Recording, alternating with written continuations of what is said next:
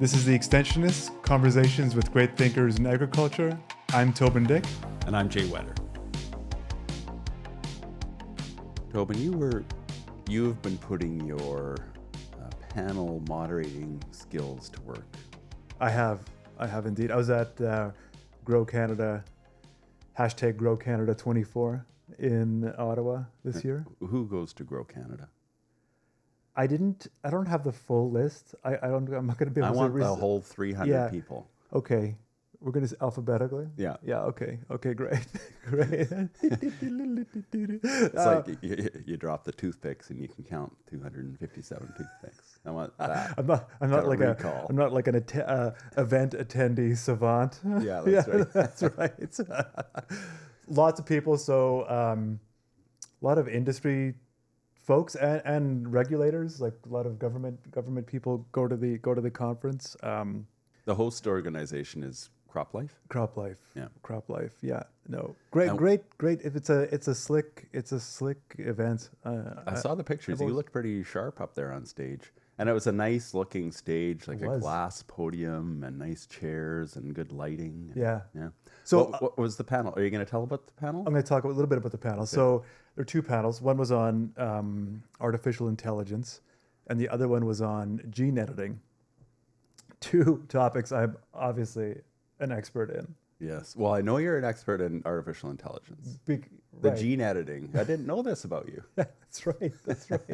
I've never mentioned that I have a PhD in gene editing and plant breeding and genes. And I don't know what else you'd get a PhD in that's related to gene editing, but I haven't. So two panels. I was up on the stage from 10 a.m. to noon. Nice. So what I want to say about it, though, is on the flight over, I'm watching an old movie. No, not an old movie. Old to some people, but it's black and white. It's a black and white film. George Clooney, Robert Downey Jr., whole bunch of people. Good night and good luck. Okay. It's about the journalist Edward R. Murrow in McCarthy era kind of communist witch hunt America, right? So great, interesting, topic.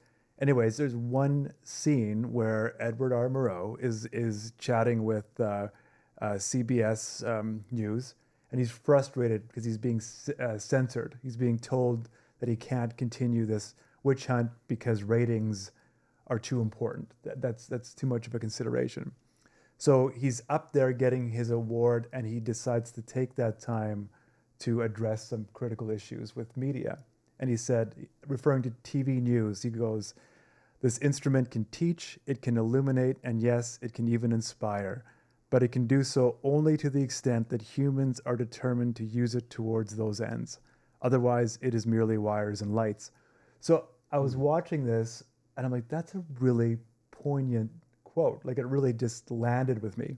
So I'm like, I'm going to use this in my intro to the AI guy that I'm introducing. So I used that quote when introducing Dr. Elliott Grant. I warned him beforehand. I'm like, I'm going to introduce you, and I'm going to use this quote. He's like, oh, I love it. I love that quote. So I introduced him, and then what was really neat about it, we had a great discussion after his little fireside chat after his talk, but he referred to it a couple of times. He referred to that quote during his presentation. Right. And did you get a chance to talk about the Extensionists at all while you were up on stage? I didn't. It's like, by the way, Dr. Grant, my friend Jay and I have a podcast. Yeah. I didn't. And then you said good evening and good night, or yes. What was the name of that movie? Good night and good luck. Good night and good luck. Okay. Yeah, which was his sign off. Well, that's great. Congratulations. Nicely done up there. It's nice to weave in something that you saw earlier in the day and weave it into the conversation. It's fun when you can do that. Yeah, so it was an interest, and I want to talk because you were at Canola Week the same time. Yeah. So we were both kind of taking over Canada at that. That's how I like to think about it for that weekend, or that week. But it was one of those things where, and I'm sure you've encountered this before too, where it could have gone either way. Like when you read a quote, like when I was watching the movie, I'm like, yeah, it's poignant to me now. But there's like that voice in your head be like, well, like, is it poignant to an audience of 300? Like, will this, when I read it again in my hotel room later that evening, am I going to find it just as relevant and as impactful? Should I take that risk, or should I just kind of talk in very pat ways? Yeah, I think you should take risks within reason. Because that makes it more interesting. It doesn't always work out. It doesn't Sometimes always. it falls a bit flat. But it is worth trying new things to open up a conversation. And I guess that's the thing. One has to be okay with it falling flat, because it will sometimes. It's not always going to land. But this one did. Like it really, for me as a moderator, it really set the tone, I think, for a great 2 panels of discussion, because it started with that piece that was such a part of me, right? Like I felt really invested in those 2 panels because I started that way. Yeah. Well, we should probably get on with the podcast. We should. But before we move on, I want to take a moment to thank today's episode sponsor, Sask Oilseeds. Now, on to Tracy.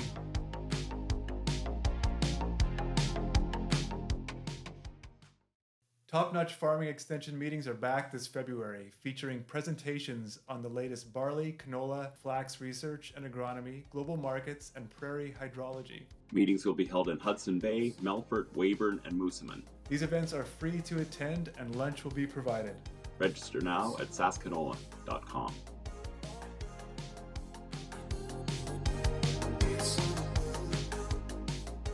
Our guest today is Tracy Herbert.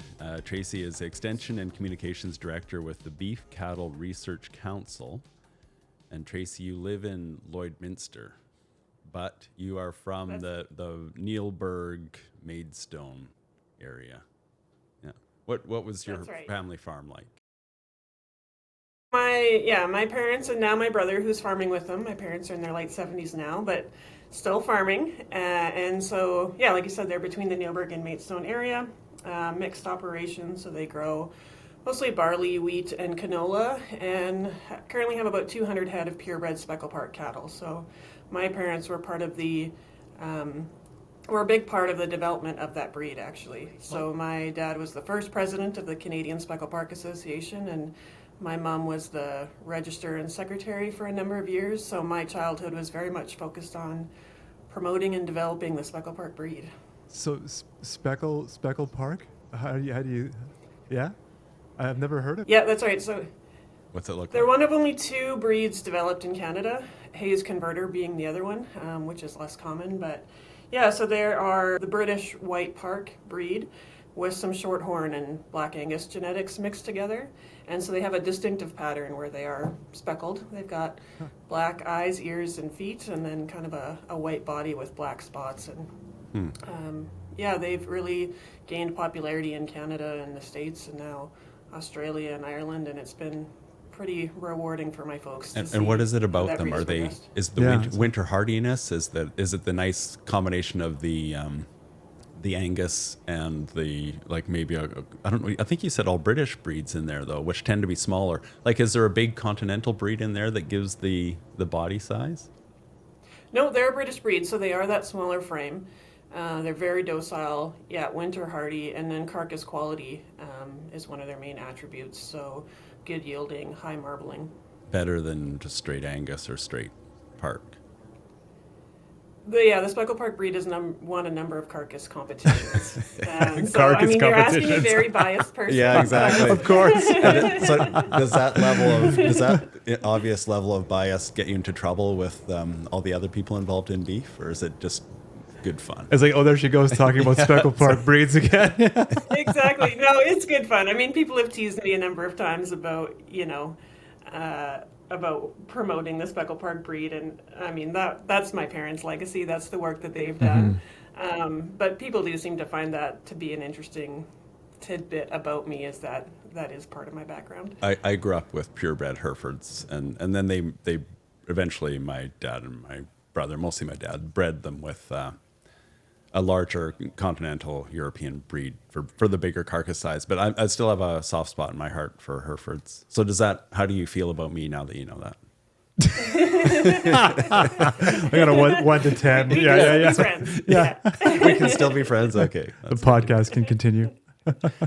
You went to high school in Nielberg. I did a little That's bit right. of research. Do you know where Nielberg got its name? I'm putting you on this. Someone whose last name was Neil, I think. Very close. His name was Clifford O'Neill, but maybe that was a little too Irish for a town name, so he just called it Nielberg. It's funny so he was the first. He ran the first post office. So and it's quite interesting how many of our towns on the prairies are named after the first postman or post person. For sure. Yeah. Yeah. Yeah. Yeah, that's a lot of power those male people had. Yeah. Anyway, yeah. What was Nielberg like as a kid growing up? Well, it's a very small community. I think the population is maybe 350 people. I graduated with a number of the same people that I went to school since kindergarten with. And so I feel like I have a kind of lifelong family and community, even though I don't still live there. But it was a real culture shock when I went to university in Calgary, and my first class on my first day had more people in it than my hometown. Yeah. Eye-opening. Yeah. What was that class? Do you remember? Do you remember it distinctly? I remember the room. I remember where I sat in the room. I think it was probably maybe Biology 101 or something. I can't quite remember, but We're going to talk about psychology eventually. Like in this, like right in now. this podcast. Okay. Well, but I wanted to ask one other thing about one of your other hometowns. I'm saying psychology because you ended up with a double major, and one of them was psychology. right. But Maidstone, so your farm was between Nielberg and Maidstone. And when you and I were talking earlier, I mentioned that Joni Mitchell had a Maidstone connection. She spent some years growing up there, and she was like the Taylor Swift of her day. And so there's this one. Jay always likes to have a Taylor Swift reference. There's this one reference in this song called "Song for Sharon," and I'm gonna read it to you, Tracy. She said, "When we were kids in Maidstone, Sharon, we went to every wedding in that little town to see the pretty lady in the white lace wedding gown." And then it goes on to say, and this is like a few seconds later. "And when skating after Golden Reggie, you know what was the white lace I was chasing." Is your dad named Reggie or Reg? I just wondered if there's a little reference to your some at least it sounds to me like she says Golden Reggie, and so I was wondering if you knew who that Reg was. Is this person famous in Maidstone for being in a Joni Mitchell song? Sadly, I do not know a Reggie from Maidstone. That would be really fun. My dad's name is John. He is not a fan of Joni Mitchell, and so we have teased Why him is like that? maybe she broke his heart when they were teenagers or something. We don't know what that's about, but Yeah, like what's with all these random facts here, Jay? I was just doing some homework. So we do these pre-interviews, and so Tracy, we know a bit about Tracy and where she's from, and I I guess that it sounds a little bit creepy that I know all this stuff. It's like, but I'm not like I'm not trying to like stalk anyone or anything like that. If that's what you're implying. I'm not implying that. I'm not implying that at all. No. So, Tracy, so when your parents developed this breed, do you have a? We're done talking about Joni Mitchell. We are done. We're done. We're done. Back to the real conversation. Yeah. Well, we can come back to you want to come back to psychology at some point? Yeah, definitely. I'm all in for. Do you have a like a clear recollection of some of those challenges of doing that? Yeah, so, well, I will clarify. So, a guy by the name of Bill Lamont initially developed the breed, and he was a kind of a friend and mentor of my dad's. And so, when my parents were developing their operation, I think they leased some cattle from Bill, and that's how they developed their own herd and then saw the attributes and really kind of went all in on really developing the breed. So, I want to make sure that Bill Lamont gets the credit deserved there. But they look different, right? And so, not only were there's the competition between purebred breeds, of course, but having that distinct look, I remember as a kid, we were not showmen by nature, but it was important to have as many cattle at those shows as possible so you could have a dedicated Speckle Park class and not just get mixed in. And so we would show. And I remember being at farm fair in Edmonton and, leading the calves to the barns, going to the show ring, and people literally pointing and laughing. And so there was...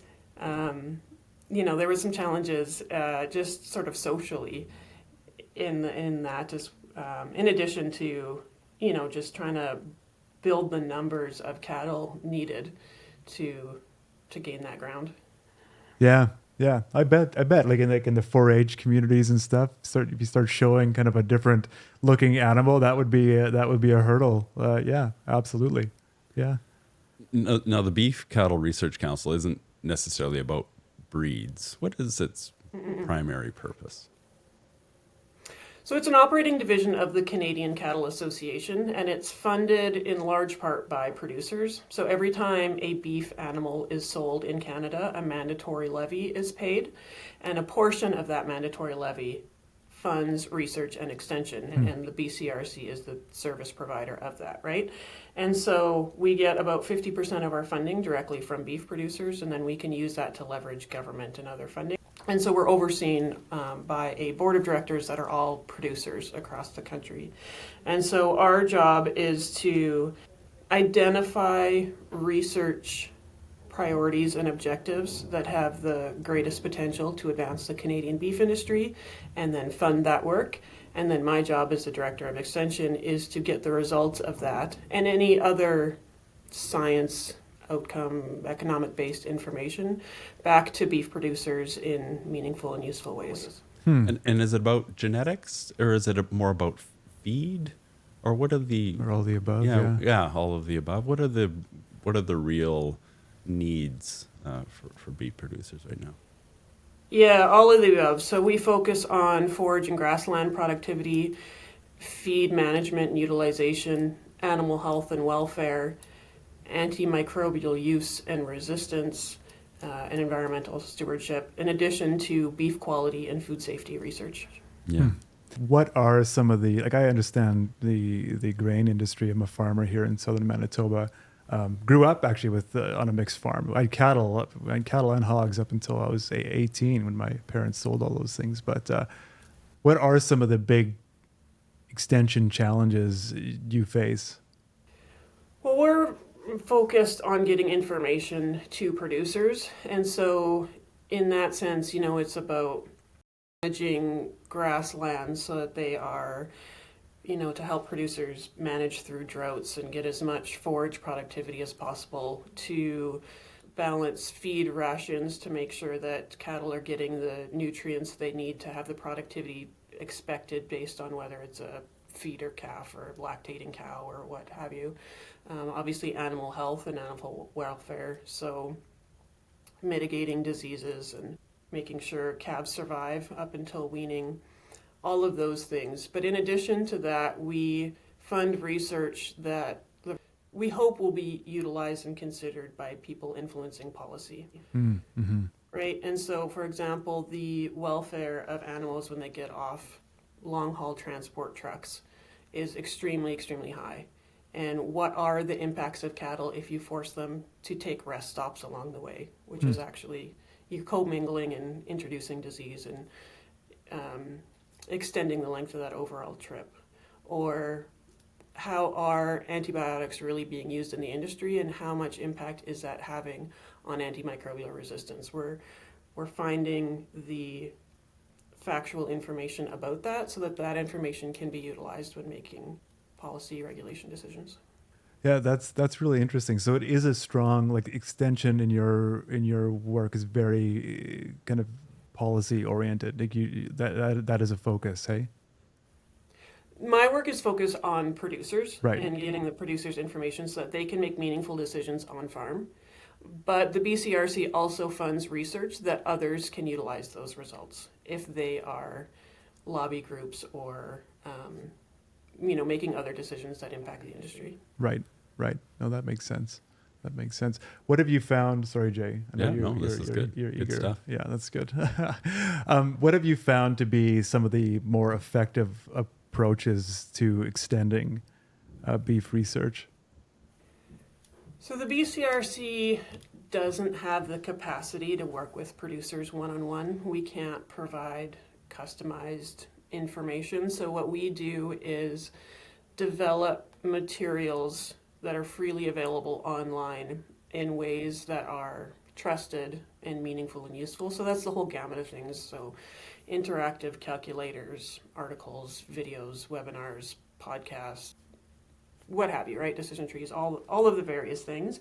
And I think that really diversified approach is really important so that you are able to get information to people multiple times in multiple ways and in whatever channel they might be consuming their information or through whatever avenues they're most influenced by. So that would be my answer within the confines of what the BCRC has the capability of doing. But I think by and large, extension is very, in the adoption of innovations is very socially influenced. And it's critically important to have extension specialists, boots on the ground that are very knowledgeable and trusted by producers that can build those relationships and proactively work with producers. And so I think there's a real gap of that. And so what we've done is built a network of the people that do have the boots on the ground to try to support them as best we can. Is that the Canadian Beef Knowledge Transfer Network? Is that the network you're talking about? Yeah. And so that was a way to build trust? Is that was one of the driving forces behind that? So early on, I was looking at ways of, we can create these materials and put them on our website and have newsletters and do what we can to reach producers directly, but how can we reach producers indirectly and the people that are influencing them? And so I started to look into, what is the general extension capacity in the Canadian beef industry, and found that it is very fragmented and underfunded. There's some provincial governments that still have some extension specialists. Some provinces have none. There's veterinarians and vet techs. There's feed salesmen. There's nutritionists, and there's all these various organizations and individuals who might have extension as part of their mandate, but there's very few people that are 100% focused on extension. And extension's really hard. And so to have that be so fragmented, I thought, well, if those people knew about each other and could share resources with each other and stop duplicating efforts on developing materials that are equally as applicable in one region as another, that would just sort of rise, benefit everything across the board. And so created this network to facilitate How that. how do the farmers use the network to learn new things? The network is for people working in extension so that they can be aware of each other and collaborate. And so an example of that is, we've got a collaborative initiative right now focused on water quality and water management. And so rather than the BCRC alone scoping out to see what resources exist, what the gaps are, and then us trying to create them, and then maybe other people are doing it at the same time, we don't know. We've worked through the network, we've met a number of people who are very knowledgeable and passionate about water quality and management, and so we've brought them all together. And over the course of 2 or 3 years, we're what we think developing world-class resources that are branded with all of our organizations, and so all of us can use them. And do you create then articles based on that input? So it's behind the scenes input. You create an article, you put it on the website, and then or is it more of like a community a comment board where people post questions and other people answer them. So if an extension specialist is going to go to this network, they can see all of this interaction that goes on behind the scenes and learn that way. Both. So we're using the Teams platform to bring everybody together. So there's over 200 people in the network now. Wow. And through Teams, there's chat boards and message boards that they can utilize. With this water quality and management initiative specifically, essentially we've got a working group of about a dozen people who are providing input on what the greatest needs are, helping us develop these resources, and those resources being articles, videos, interactive calculators, email courses. And our goal long term is that a producer could have an interactive website where they could say, this is where I'm located, this is the water sources, like the wells and the troughs that I currently have, like these are my needs, just give me information that's applicable to me, rather than having very long text-heavy web pages where they have to sift through and try to figure out what's applicable and use it that way. And would there be interaction in that they might say, here's my analysis, here's my water analysis. What would you do to make this water better so that the cattle feed conversion or growth rate can improve? Like, what can I do with my water to have more profitable cattle production, or help my customers, if you're an extension, have more profitable cattle production? How would they use that? Yeah, I mean, part of it is for folks who don't yet recognize that, or who aren't prioritizing water quality in the sense that they don't see that their open rates might be lower if their water quality was better. Like, some of those water quality issues are under the radar. I mean, obviously bad water can kill cattle and that's a crisis, but it also can increase open rates, and you're not going to get as high weaning weights as you could with higher quality. And so it's building that recognition that paying attention to water quality is worthwhile. And then, how do I take a sample? Where do I send it? When I get the results, what do I do with it? So yeah, that speaks to your point about being able to plug in the results into a web page to say, is my sulfate levels within acceptable levels or not? And if not, well, what do I do next? Right. Oh, that's so interesting. How has uptake been on this initiative? Working with extension agents to build that working group and develop these resources has been excellent. In fact, we've got more interest in people wanting to be part of the working group than we can logistically manage. And we're in year 2 of what I suspect will be year 3. So we're just about to start rolling out some of the initial resources that have come out of this. Wow. And I expect that there will be a lot more coming out in the next year. I just want to, before you ask the next question, I just want to have a quick little, just about the open rate. So with your family farm with 200 cows, like, what in the industry, what is considered a good, so an open rate is how many cows don't get pregnant, right? If I got that term right. So would 190 out of 200 be good, or are we at to the point where 200 out of 200 is pretty much the standard? Oh, there's always going to be open animals.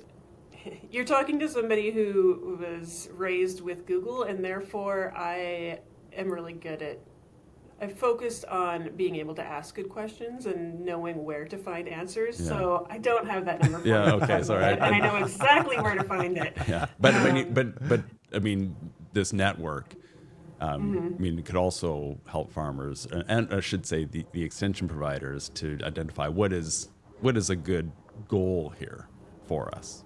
So it's not just about the techniques, but also figuring out what other people are achieving, and then how they could develop better practices to also achieve that rate. Exactly, yeah. So the BCRC does this Canadian cow-calf survey, and so we get data directly from producers about their production levels and adoption of innovations and why they don't do certain things. And so we know what open rates are in cows and heifers in every province across the country. If you go to beefresearch.ca/survey, like that number is there. We also have a calculator that shows what current open rates are and what sort of the industry goal is, like what veterinarians and experts believe is a reasonable target. And then producers can actually plug in their own numbers and see how they compare to current open rates and that industry target, along with 15 other production measures, so it can show them where the greatest opportunities are on their operation for improvement. And that is one thing where you said producers could actually use that tool. Where would they find it again? That's on beefresearch.ca. That's the BCRC's website. Yeah. It's an interesting model. Like I feel like it's a repeatable model for effective extension. What you're doing there, like I think that's a really neat approach. It's inspiring, actually. And Tracy, you were part of the team, or you were the person who inspired this idea. Where did it come from? Where did the idea come from? You know, I was building slides so I could present on what the current capacity was, and so I had a PowerPoint slide with a map of Canada on it, and I was putting logos in about the different organizations and people who have extension as part of their mandate, and it was just flooded. And I thought, like, this is ridiculous. And knowing how few of them were aware of each other or working together, and how much more efficient the overall system could be if we just work together, is kind of where the idea came from. And knowing that there's effective networks in other sectors and in other realms. And so in 2016, I think, we held the first meeting of the network in Saskatoon to see if others thought that this was a good idea and worth pursuing, and they did. And so we've just been working at it ever since, and thankfully the BCRC Council is supportive of the idea, and we've got funding from Ag Canada that helps make sure we've got the ability to provide that coordination and leadership, and it's just been growing and growing ever since. So that first meeting that you had, you were just drawing people in to gauge interest. And so what did that pool of people look like? I mean, I don't need names, but did you just cast a wide net and see who was able to attend this? Or what did that look like? Yeah, so it was extension specialists employed by provinces that have them, so BC and Saskatchewan, Manitoba, Ontario, individuals who work for commodity groups, so Alberta beef producers, Saskatchewan cattlemen's, Beef Farmers of Ontario, different industry groups, government, academia, of course, so researchers from various places, and then we just had conversations about where the gaps are and where the opportunities would be and the benefits if we work together, and what the challenges might be, and went from there. And do you have to buy a membership, or is this free to anybody who wants to use the information? Oh, no, it's free. Anybody who's actively participating in Beef or Forage Extension is more than welcome to join us. And we do quarterly newsletters where members of the network will share learnings with others or initiatives that they're working on. So in the latest issue, we talked to Kathy Larson, who, with some folks in the Saskatchewan provincial government, have launched these peer networks where producers come together online and talk about issues that they're having, things that they want to learn about, and so the facilitators bring in guest speakers. And so, Kathy's explained what they've learned through that process, and if anybody else wants to try it, some tips and tricks to consider.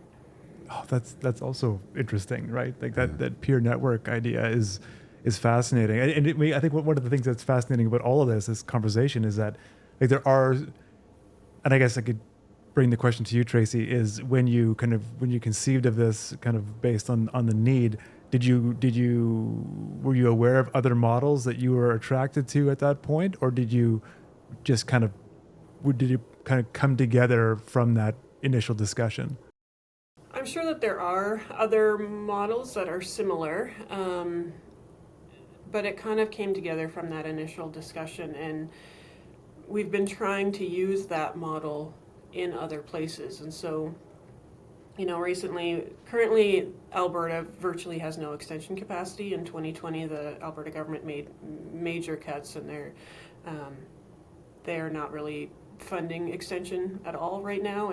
But there was some desire to figure out a model that might work for Alberta, and so in the development of that model, there was learnings from the Canadian Beef Tech Transfer Network on how could that national network based on one commodity, how could learnings from that be applied in one province across commodities? And so considering how you could sort of build those communities of extension within a province. Beef seems to be good at this, and I'm also thinking about some of the profit work that other sectors within beef have done to share back with farmers.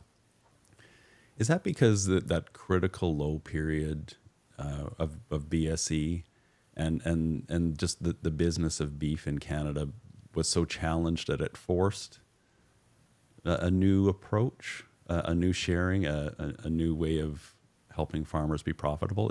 Is that what drives a lot of this work?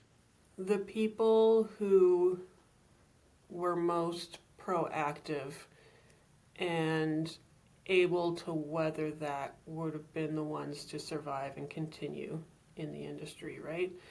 And so you've got that influence today. There's also, the beef sector is fortunate that we've got a national checkoff and provincial checkoffs. And so the industry is funding this work, and other commodities don't necessarily have that funding to be able to do it long term, where the initiatives aren't based on soft money and confined to 2 or 5 year funding cycles, where with that long term funding you're able to attract people long term who can continually build their knowledge and take some risks when thinking outside the box. So beef, so starting with BSE, and then this notion that cattle produce a lot of methane, so they're bad for the environment. I'm just throwing what the language out in the world has been. Also that people shouldn't be eating as much red meat. There's a lot of headwinds in beef, but I just heard the other day that the global market for beef is actually increasing, which kind of surprised me because you don't really expect that. And maybe I didn't hear from a credible source, and perhaps that's not true. So you can set me straight, Tracy. But and now we know that a principal grazer or a keystone grazer like cattle are essential for grasslands health. And there are ways to reduce methane emissions. Improve the carbon score for beef. So there's a way to turn what used to be negatives into real positives. So how does Canadian beef and Canadian beef producers and the beef industry in general, how do we grow, or how do we take advantage of these new scenarios and grow the business? So you're right in that global demand is increasing for beef. And, beef has a good story to tell if you zoom out and look at the complex system in which they exist. The production of any kind of food is going to have some negative impacts on the environment. That's just the reality of production, right? But if you look at the positives that cattle production have on the environment, there's a net benefit to having cattle on the land in terms of biodiversity and carbon sequestration and all of these things, right? And farmers and ranchers are pretty humble people who like to be out on the land and not, haven't been voicing that story to the extent that's become necessary as people become further and further removed from agriculture and the farm. And so that has become a greater and greater focus of the industry based out of necessity. And that part of BCRC's funding portfolio has grown in terms of being able to gather the data that's necessary to show the positive impacts that cattle production has on the environment and the improvements that producers are making in terms of lowering their footprint. Beef production is far more efficient today than it ever was, and Canadian beef production is the most efficient in the world, and we've got data now to tell that story.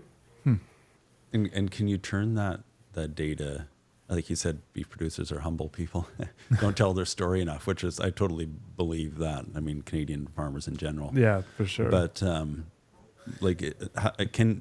is there a mood within beef in Canada that, yeah, you know what, we have an opportunity here for growth? Like, is there? Yeah, like what is? Do you that? think that's a real? Yeah, is that a realistic opportunity that the Canadian beef industry can actually start growing? Yeah, and like further to that, like what is that kind of innovation potential for Canadian beef? Yeah, I mean, I think that speaks to the development and now the work that's being done by the Canadian Roundtable for Sustainable Beef, of which BCRC is a member, along with many other organizations and companies throughout the production chain. And so the CRSB has everything from producers to Cargill and McDonald's and all of the end users working together to understand what practical sustainable beef production is, and then recognize the work that's being done on farm and essentially finding ways to prove that operations that are, have existed for more than 100 years are clearly sustainable. And so being able to tell the story to explain that the sustainability of it. Sorry, I'm not being very articulate when I explain that, because that's just a little bit outside my wheelhouse. I promised at the beginning of the conversation that we were going to talk a bit about psychology, and I mean, you've got a communications. This is your University of Calgary degree. You're a double major in communications and psychology. Is that? I really like. I didn't take any psychology classes in university, but I like to think that can be useful in communications. Like, do you make use of that training? Yeah, it's the perspective that I've brought to this role, and I'll maybe back up a little bit to how I got there. So tell you how old I am, but in high school there was 2 years of really bad drought, followed by BSE. And so while I really enjoyed 4-H and growing up on the farm, in the years where I was considering about what do I do after high school is when things got really stressful and really hard, right? And so I made the decision that I don't want to be in agriculture.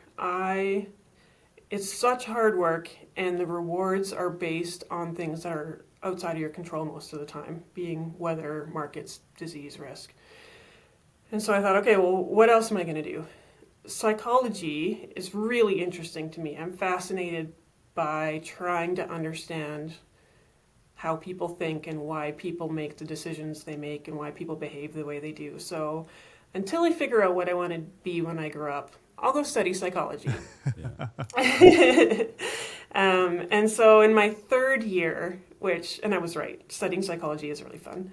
But in my third year, I thought, okay, well, a bachelor's degree in psychology isn't going to make me terribly employable. And the only thing I know about grad school is that the people doing their master's in psych spent a lot of time in the basement of the psych building doing experiments on rats. And I wasn't real interested in doing that. So decided, well, I really like my communications classes that I was taking as electives, and I seemed to have some skill there, and that's really rewarding. So was going to switch majors, and in talking to the advisors, they said, well, if you just do one more year, you can graduate with both degrees at the same time. So I ended up with a Bachelor of Arts in Psychology and Communications, and then went out into the workforce thinking that I'll just be maybe marketing communications in the energy or oil field sector, because I was living in Calgary and that's where the jobs were. And in my first job, realized that, I need more than a paycheck to keep me interested in this work. I need to work in an area that I'm passionate about and care about after 5 o'clock. And so found my way back to agriculture, and I've been so initially very surprised, but just so pleased that I could take all of my passions, put them together, and use them in a way that's had some contribution.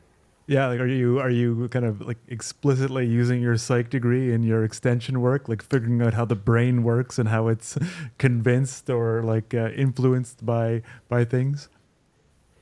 I think a lot about how people are motivated and influenced, and that, you know, individuals aren't just purely rational, analytical thinkers all of the time. And so, how do we craft and deliver messages that are effective in influencing people? And so, taking that perspective and knowledge, and then working with a team of people who do have masters and PhDs in various types of, you know, in beef production and agriculture.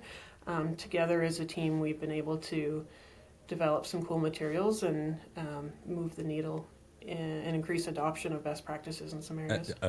I always think of Doritos because I like eating them, but like nobody in their right mind would ever consider those to be things that are good for you. But so this is where the rational mind and the needs or wants kind of clash. But with beef producers, like, are there things that you know, given your work on the extension side and the people you connect with there, that you know we need to be doing more of? Like, there's a practice that why won't farmers do this? Like it's clearly a benefit. So can you give me an example of one of those practices, and then maybe use your psychological brain to try to figure out why the uptake isn't what you think it should be? So feed testing and balancing rations is a pretty easy example there. A lot of producers don't test their feed to see what the energy and protein nutrient levels are, and then therefore don't know if they're meeting their animals' nutritional needs, and then whether or how to supplement. Seems from the outside, when I'm sitting at my desk, it seems like an easy thing to do. And then when I go to the farm and see the long list of things that they need to do, that's much longer than the number of hours in the day, I can appreciate why they look at the animals and they say, well, there's nothing wrong with them, so why do I need to do that? That is not at the top of the list.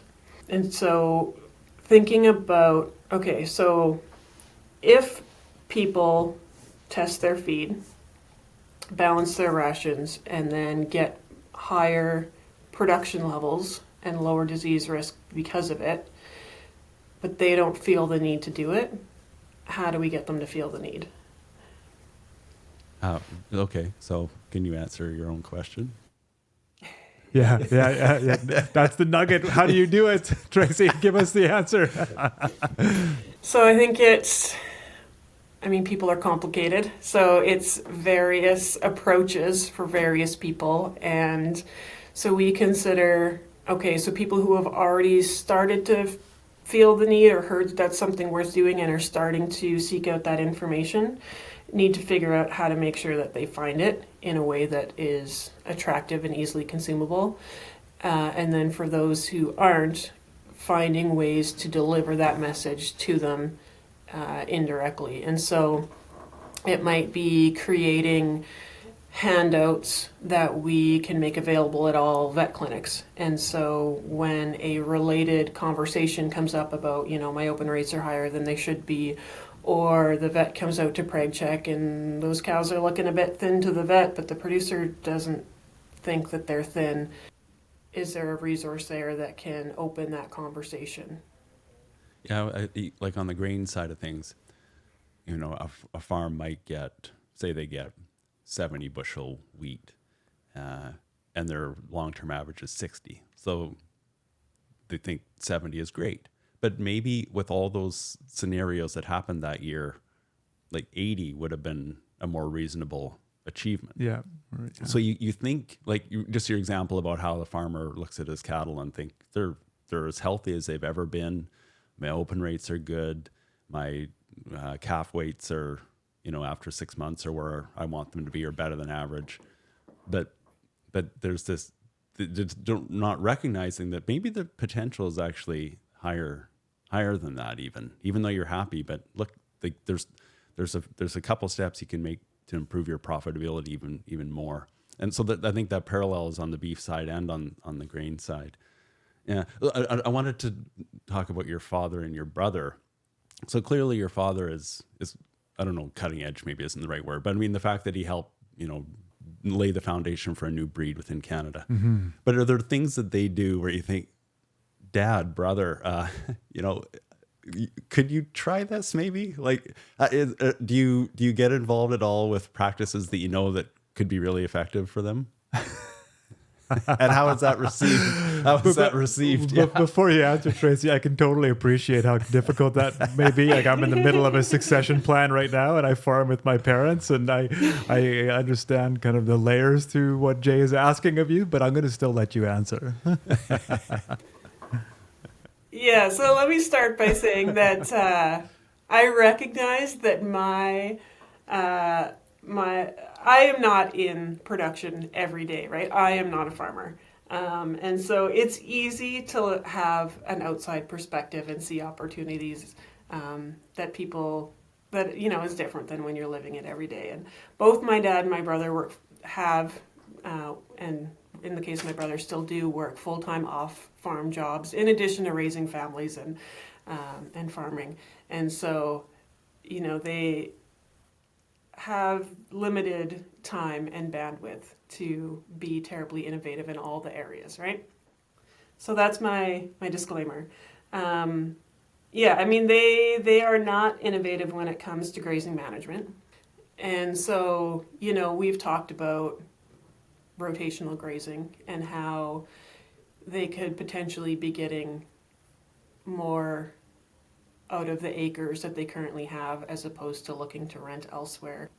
Yeah, there's in every operation, every producer, there's going to be facets where they're innovative and there's going to be facets where they're laggards. And so when you're working in extension, we think about the continuum of the early adopters and the early majority and the late majority and the laggards. And unfortunately for us extension folks, nobody fits in one spot along that continuum. Depending on the practice or the innovation, that one person is going to be all over that map. That's interesting. It's an interesting way to kind of break it down. Do you think that way when you think about extension? Do you have those? The divides aren't clear. You said that already, and I can appreciate that. But do you think about things in those categories? I do. I also think about the motivations behind people's decisions. And so, some people are like a modern family business where they are focused on making a profit and running an efficient business. There's also people who are farming because it's a lifestyle choice and they're not motivated by financial gain, but they're more interested in maintaining just high farming standards.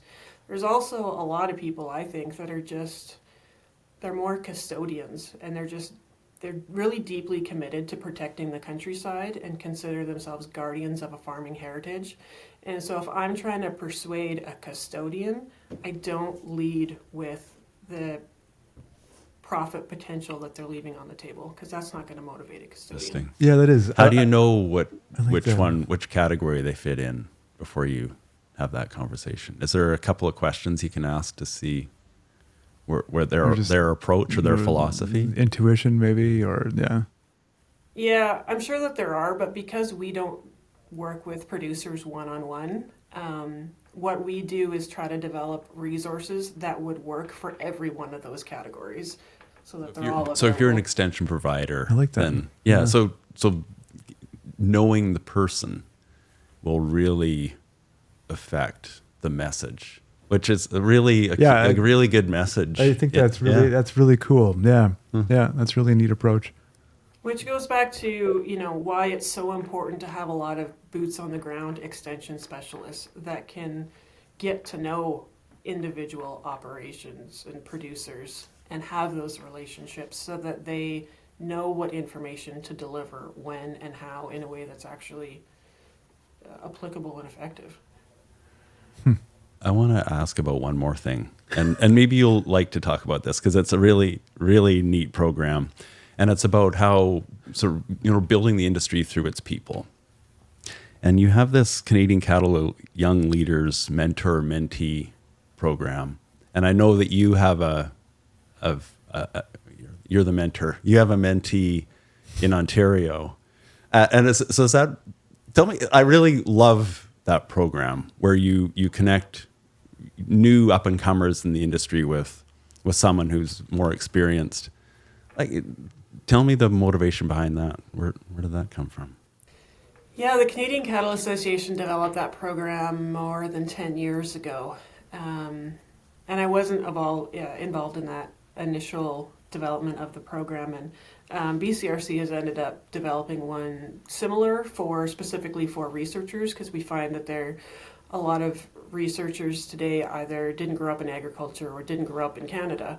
And so we're now pairing them with farmers and industry experts for that mentorship as well. But yeah, going back to the Cattle Young Leaders program, considering the importance of having the next generation have the networks and the leadership skills necessary to keep the industry moving forward, wanted to be able to make sure that the experienced folks today could pass that knowledge along, and so kind of create that infrastructure where that could happen. So yeah, I was honored to be asked to be a mentor this past year for a young professional in Ontario who's very passionate about knowledge mobilization, and she was looking for some sort of post-secondary opportunities or micro credentials or courses online where she could learn about and develop some extension skills, especially related to beef production, and there really aren't any. And that's what led her to the CYL program and ultimately getting connected with me. But I think that highlights another thing that's worth talking about, where if you want to be an extension specialist in the beef industry, there's not much opportunity to develop those for education or courses to learn those skills. A lot of us are doing it by trial and error. I think it's safe to say across the ag industry, the grain has a similar gap as well. I hear from many organizations, associations that, what used to be kind of very well-built infrastructure in Canada, like, courses at Guelph or whatever on ag extension, they don't exist anymore. And that's a real noticeable, void in the industry, I would say. Yeah. Yeah, I was going to say, you can get a Master's of Agriculture Extension from universities in the States, but I don't think you could even take an undergrad course in Extension in Canada. No. And go ahead, Jay. No, I was just going to say, when we invited you to be part of this podcast, and I've really enjoyed the conversation. Yeah, me too. The beef is doing just some amazing things that hopefully other people listen and pick up upon. But I was wondering if you had something written down that you really wanted to say that we didn't ask a question that opened up that opportunity. Is there anything you really wanted to share? I would say that generally speaking, the best approach for extension is to meet people where they are, wherever they are. Because I think the only way that you can help people move forward is by building relationships and understanding where their individual process begins, not focusing solely on where we want them to be. So I would say that the greatest skill in effective extension is empathy. I like that. Yeah. What a great way to wrap. Absolutely. Yeah. Well, it's been a pleasure, Tracy, for sure. I'm gonna copy some of your ideas. I hope you don't mind. Definitely. Please do. No, thank you for the invitation. I'm a fan of your work and really appreciate what you're doing with this podcast. So it was a real treat to be invited as a guest. Oh, it's definitely our pleasure. Yeah, great to hear. Thanks again, Tracy. Thanks so much. Have a great day.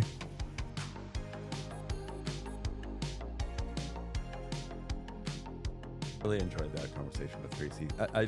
I think, and maybe it's because I don't talk to enough beef people, but I feel like they're doing things that are not under the radar for them, but under the radar for the rest of us, that are really interesting. I get inspired. Yeah, I agree. I get really inspired by people who are able to like she was able to bring that network, like extension wise, like build a network, a Canada-wide network of people interested in extension, and then form this working group, and like that infrastructure, that scaffolding is really interesting. I think like I've just as somebody who runs a company that's specializes in egg extension, that was like I've drawn that out on a paper a million times, right? That's needed, right? Yeah. But to actually take it and then do it and then start building it. I mean, I think it's great to hear that there are successful models out there, and her approach seems efficient and good from what we could glean. Yeah. And she's clearly in an industry that she's comfortable with and loves and supports, and is a big champion of. Yes. Which I think helps. I mean, I'm not saying you don't have to have a farm background in agriculture, because we'd be much poorer as an industry if we only hired farmers to do stuff, because that outside expertise is really critical. But, the fresh perspective is nice. Yeah. But to have a champion like Tracy is, I just love to see people like that at work. Well, to think about egg extension, both like she said, empathy was really important, and that's a neat takeaway. But also to think about people in those categories, right? Not that I think categories are the end all and be all. We all kind of are. We're all many things, but it's an interesting approach to it. It's another layer to apply to how we do egg extension, right? Yeah. Like that whole early adopter, laggard, and I forget what the middle ones were, but it's a neat way to like develop in the development of like resources and stuff, to think like, okay, here's a set of resources for those early adopters, right? And then you can tailor stuff towards them. Here's stuff that's more tailored to a group that might be reticent, or calling them laggards maybe, but like whatever, right? Whatever you're going to call them. I think that's a really neat approach. And I mean, the way our industry is often that those primary conversations about extension and practices and best practices are with people who are selling you stuff. Mm-hmm. And there's obviously many, many great people in those roles. But at the same time, we don't have a lot of those real third party, sort of unbiased, in that they're not selling you something. Like those old government extension people. Yeah. There's not a lot of that kind of person anymore. No. No. And within cattle, maybe there are independent advisors, like there are independent agronomists who aren't selling products, they're just selling ideas. And I think that's really helpful for a farm to at least check in with people like that, even if you don't want to spend thousands of dollars a year on a dedicated agronomy specialist, but at least have those conversations in addition to the ones you're having with the retails. Yeah. No, it's neat. I hope. I'd love to mimic some of that. Yeah.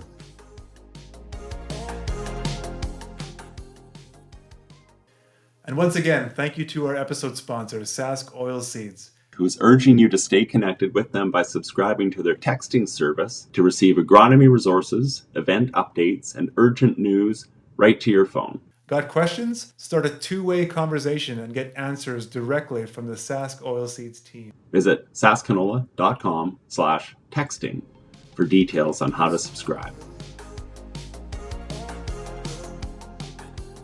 This has been a Burr Forest Group production. We also want to thank the people you don't see. We're here, we're chatting away with our guests, but there's tons of people who work behind the scenes to make this podcast happen. Ryan Sanchi is our director. Ashley Robinson is the coordinator. And Abby Wall is our producer and editor.